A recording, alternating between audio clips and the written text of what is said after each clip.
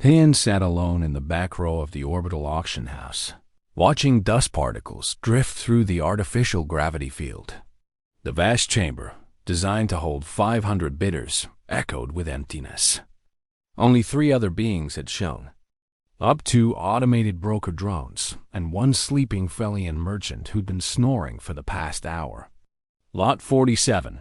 The auctioneer's voice droned, barely masking his disappointment. Military-grade Galactic cruiser, Republic class, seized from smugglers. Starting bid, 5,000 credits. Hayan leaned forward. 5,000? That was less than his salvage skiff cost. The holographic display showed a sleek vessel, scarred but intact, floating in the impound bay. He'd come here hoping to find spare parts for his mining operation on the asteroids.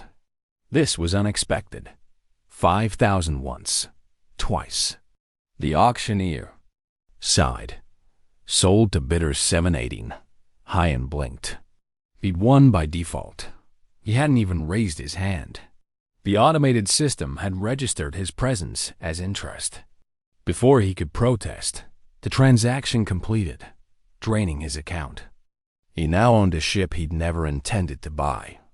3 hours later, Hayan stood in the impound bay, staring at his accidental purchase. The cruiser was bigger than he'd expected, easily 3 times the size of standard civilian craft. Blast scoring marked the hull, and 1 engine nacelle hung at an odd angle. But the airlock responded to his new ownership credentials, and the door hissed open. The interior smelled of recycled air and something else, something organic and wrong. Emergency lighting cast red shadows across the corridors. Hayan activated his wrist light and moved deeper into the ship. The bridge was a mess of disabled controls and torn wiring. The smugglers had stripped anything valuable before abandoning her, but the life support was still running. Why? A sound echoed from the lower decks, a scraping, deliberate noise. Hayan's hand moved to the plasma cutter on his belt. Smugglers sometimes left traps for salvagers. He descended the access ladder carefully, each rung creaking under his weight. The cargo hold was massive and almost empty. Almost. In the far corner, secured behind a reinforced containment field, was a cell. And inside that cell was a girl. She looked young, maybe 20 in human years, but Hayan had learned not to judge alien ages by appearance. Her skin was pale blue, almost luminescent in the dim light, and her hair, if it could be called hair, flowed like liquid silver, moving independently as if underwater. Large eyes, violet and cat-like, fixed on him with a mixture of hope and fear. She wore tattered gray fabric that might once have been a uniform. "Hello?" Hayan called out, approaching. Slowly, the girl pressed against the back wall of her cell, speaking rapidly in a language he didn't recognize.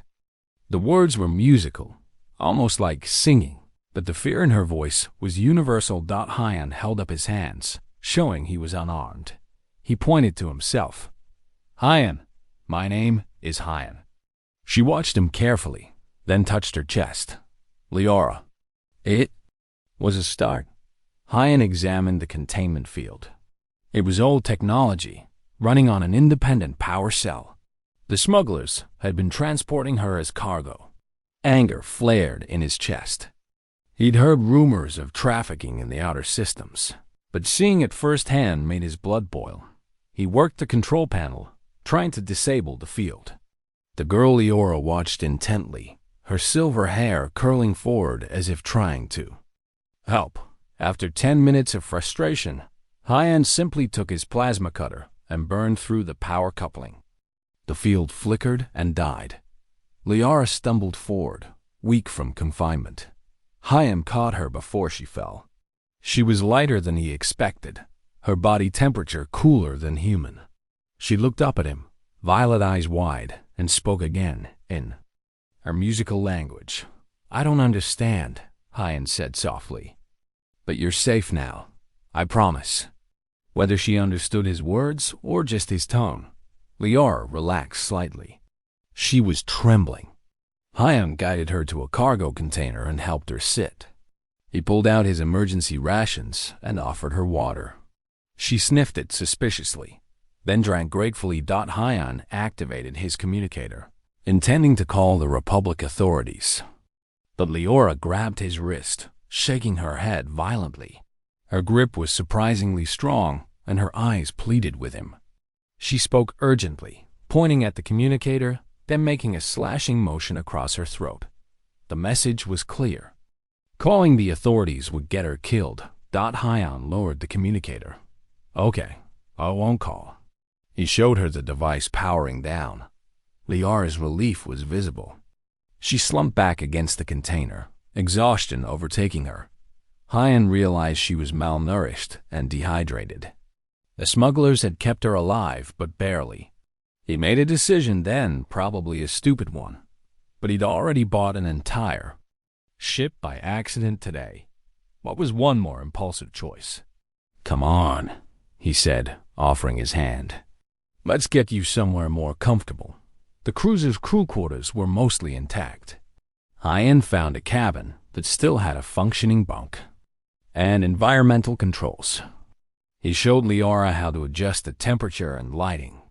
She explored the small space with wonder, touching the walls as if she couldn't believe they were real. Hyan left her there with more food and water, showing her how to lock the door from inside. She seemed to understand, nodding seriously. As he turned to leave, she caught his hand and pressed it to her forehead, some kind of gesture of gratitude in their culture, he guessed. Her skin was cool and smooth, and he felt a strange tingling where they touched. Rest, Hyan said. We'll figure this out tomorrow. He spent the night on the bridge, trying to bring systems online and running diagnostics. The ship was in better shape than it appeared. The smugglers had been smart enough not to damage the core systems, just disable them for transport. With work, he could get her flying. But what then? He had a mining claim to get back to, quotas to fill. And now he had a passenger he couldn't explain, couldn't communicate with, and who was apparently running from something serious enough to risk death rather than face.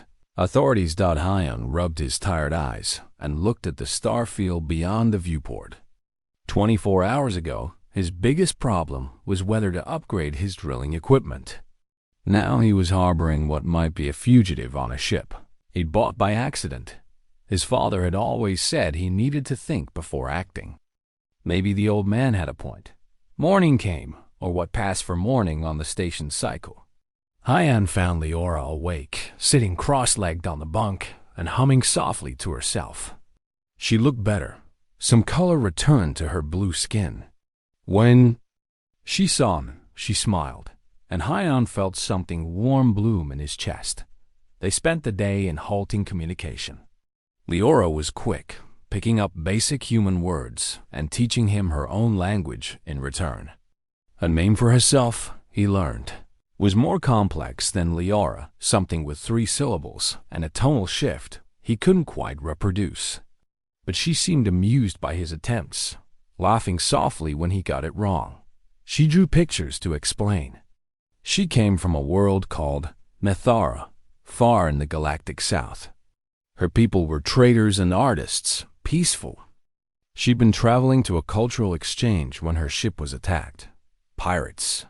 They'd killed the crew and taken her, sold her to the smugglers. Hyan's anger returned, but Leora touched his arm, shaking her head. The past was past. She pointed. To him, then to the ship, then to her heart. You saved me. That matters. Over the following days, they fell into a routine. Hyan worked on repairs, while Leora explored the ship, slowly regaining her strength. She had an engineer's curiosity, watching him work and eventually helping. Her long fingers were more nimble than his, perfect for the delicate wiring work. They communicated in their growing shared vocabulary, mixed with gestures and drawings. Leora taught him about her people's culture, their love of music, their complex social bonds. their belief that every being carried a song inside them. Hyan told her about Earth, about the asteroid colonies, about why he'd left a crowded planet for the loneliness of space. "Not lonely now," Leora said one evening, her accent heavy but words clear. She was learning human language faster than he was learning hers. "No," Hyan agreed. "Not lonely now." He was acutely aware of her presence, the way her hair seemed to glow softly in the dark, the musical quality of her humming as she worked, the graceful way she moved in the low gravity she preferred. This was dangerous territory. She was alone, vulnerable, dependent on him. He couldn't take advantage of that dot, but Leora seemed to have no such reservations. She sat close to him when they ate, touched his hand when she wanted his attention, looked at him with those violet eyes in a way that made his heart race. Was this normal for her people, or was it something else? 2 weeks after he bought the ship, Hyan got the engines online. The cruiser hummed with power, responsive and eager. He could leave the impound station now, but where would he go? Taking Leora to a Republic world was out.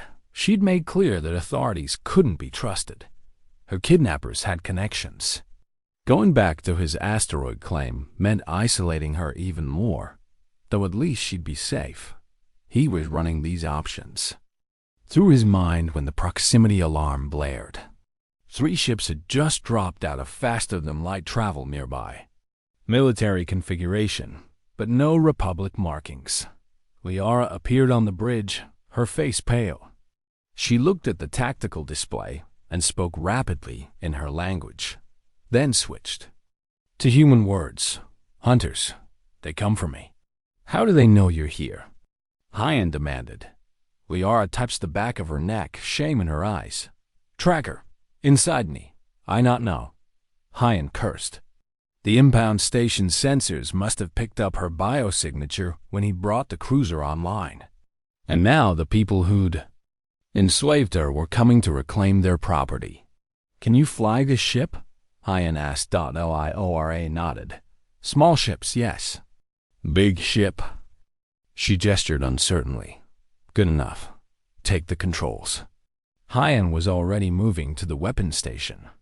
The cruiser was military grade. She had teeth, if he could get them working. The hunter ships closed in, transmitting demands for surrender in Galactic Common. Hyan ignored them, focusing on bringing the weapon systems online. Leora's hands flew over the helm controls, her silver hair spreading around her like a living shield, touching multiple panels at once. The ship responded to her in ways it never had to Hyan, as if recognizing a kindred spirit. The first hunter ship fired a warning shot. Leora banked the cruiser hard, her movements instinctive despite the ship's size. Hyan felt the weapon system sync with targeting. He'd only get one chance at this 3 against 1 were bad odds, even with a better ship. "Leora, on my mark, full power to engines. We're going to punch through them." She nodded, understanding his intent, if not all his words. The hunter ships moved to surround them. Hyan waited, calculating trajectories. His father had been a fighter pilot before becoming a miner. Hyan had inherited his steady hands, if not his common sense. Now, Leora slammed the engines to maximum. The cruiser leaped forward with surprising speed for her size. Hyan fired everything: plasma cannons, missile batteries, even the defensive lasers. The hunter ships scattered, not expecting such aggression. One took a direct hit, its shields failing in a cascade of light.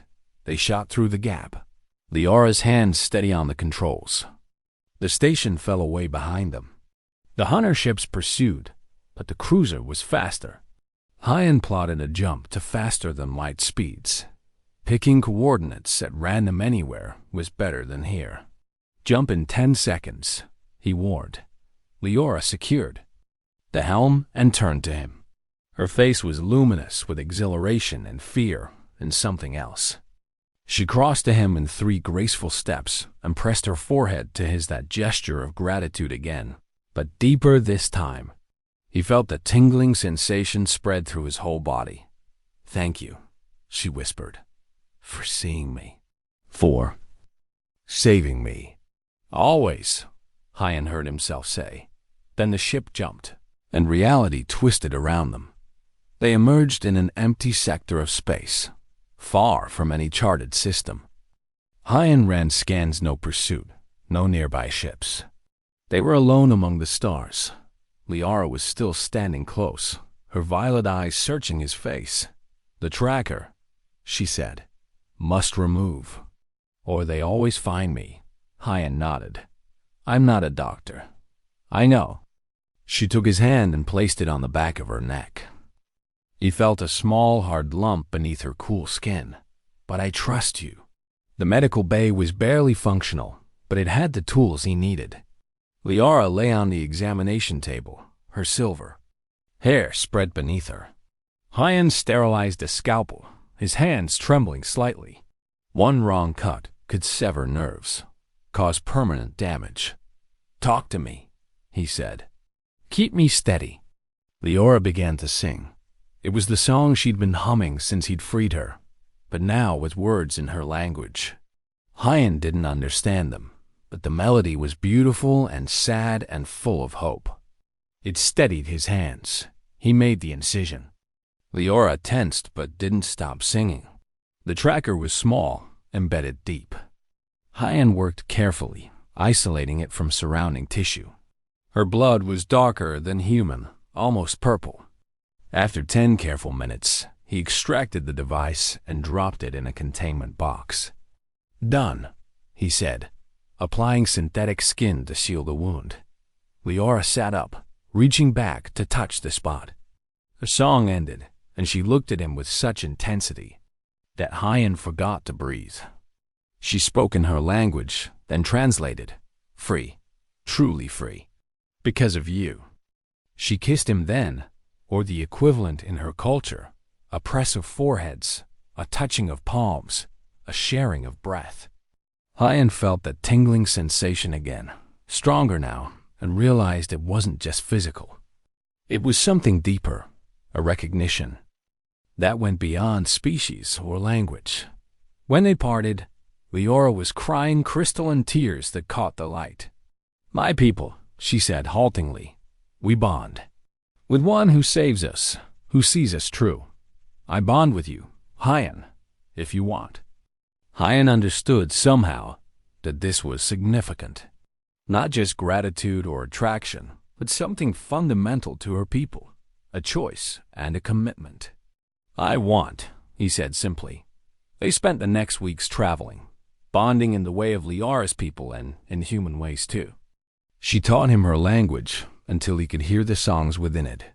He taught her about Earth cultures, about Korean food he missed, about the stars he'd mapped. They made love in the way of both their species, learning each other's responses. Finding unexpected harmonies, the cruiser became their home. Hyan upgraded systems, making her faster, more efficient. Liara decorated the spaces with art created from ship materials, sculptures of light and sound that filled the corridors with beauty. They talked for hours, sharing everything. But reality couldn't be ignored forever. Hyan's mining claim was forfeit now. His accounts were frozen questions about the ship purchase. They needed money, a plan, a future. We could be traders, Liara suggested. Ship is good for cargo. No routes, safe places. My people would welcome us. U.S., Hyan repeated, liking the sound of it. Yes, U.S. Partners. Bonded. Liara smiled. My people have word Karishal. Means two who fly together, who see same stars. Karishal, Hyan said, testing the pronunciation. Liara laughed and corrected him gently. They plotted a course to Nethor, to Liara's home world. It would take months of travel, but they had time. They had each other. And they had a ship that had brought them together in the most unexpected way. 3 months later, they dropped out of faster-than-light travel above a blue-green world that reminded Hyan of Earth. Nethara. Liara pressed against the viewport, tears streaming down her face. She'd never expected to see home again. The reception was cautious at first. Liara had been declared dead. Her return raised questions. But when she explained, when she introduced Hyan as her Karashal, her people celebrated. They threw a bonding ceremony that lasted 3 days, combining Nethran traditions with human ones. Hyan taught them. Hyan stood beside Liora, wearing ceremonial garments that shifted color like her hair, and spoke vows in her language. She spoke hers in Korean, which she'd been practicing secretly for weeks. Both stumbled over the words, both laughed, both cried. Their bond was recognized not just by feeling, but by both their peoples. They set up a trading operation using the cruiser that had started it all. Hyan handled the human sectors, Liora the Nethran routes. They made a good team, their skills complementary, their bond deepening with every shared challenge. Sometimes, late at night on long routes between stars, Liora would ask Hyan to tell the story again. How he bought a ship by accident. How he'd found her in a cell. How a moment of chance had changed everything. Not chance, Hyan would say. Fate. Fate, Liora would agree, curling against him, her silver hair wrapping around them both like a protective cocoon. Fate that you were kind, that you saw me as person, not cargo. Fate that you were brave. Fate that you taught me to see the universe differently, Hyan would counter. That you showed me loneliness was a choice, not a destiny. They would look out at the stars together, two beings from different worlds, flying through the void in a ship bought at an auction nobody attended. And they would sing together, Liora's melody and Hyan's harmony, creating a song that was uniquely theirs. Years later, they would have children, 3 of them, each carrying traits of both species in fascinating combinations. They would expand their trading business into a fleet. They would become known across multiple sectors as fair dealers and fierce friends. The Republic would eventually clear Hyan's record and offer him a commendation. The slavers who'd taken Liora would be brought to justice, partly through evidence Hyan and Liora provided. But none of that mattered as much as the simple moments. Eating breakfast together in the ship's galley, working side by side in the engine room, making love in the captain's quarters while stars streaked past, teaching their children songs in 3 languages. The cruiser, which they named Second Chance in both human English and Nethran, served them faithfully for decades. Even when they could afford newer, better ships, they kept her. She was more than a vessel. She was the place where their story began. And sometimes, when Hyan was alone on the bridge during a night watch, he would remember that auction house, the empty seats, the bored auctioneer, his own distraction that had led to an accidental purchase. He would think about all the ways his life could have gone differently. If the auction had been crowded, if he'd been paying attention, if he'd demanded a refund instead of investigating the ship, if he'd called the authorities instead of freeing Liora himself, all the tiny choices that had led to this moment, this life, this love, what are you thinking? Liora would ask, appearing beside him with 2 cups of tea. About chance and choice, Hyan would say. About how the best things in life are the ones you never planned. Liara would smile, that luminous expression that still made his heart race after all these years. In my language, there is no word for accident. Everything is intention, we just don't always know whose. She would take his hand, and they would stand together, watching the universe unfold before them. 2 souls who had found each other in the vastness of space against all odds, through a transaction neither had intended, and that Hyan knew was the real story. Not the adventure, or the escape, or the triumph, but the simple, profound truth that love could grow anywhere, even in the cargo hold of a ship bought by mistake. That family could be created across species and stars. That home wasn't a place, but a person who saw you truly and chose you anyway. The ship flew on, carrying them toward new horizons, new adventures, new tomorrows. And in the heart of the vessel, in the room where Hyan had first freed Leora from her cell, they placed a memorial plaque. It read simply, in both human and Nethran script, "Here, in darkness, we found light. Here, in silence, we found song. Here, by accident, we found everything.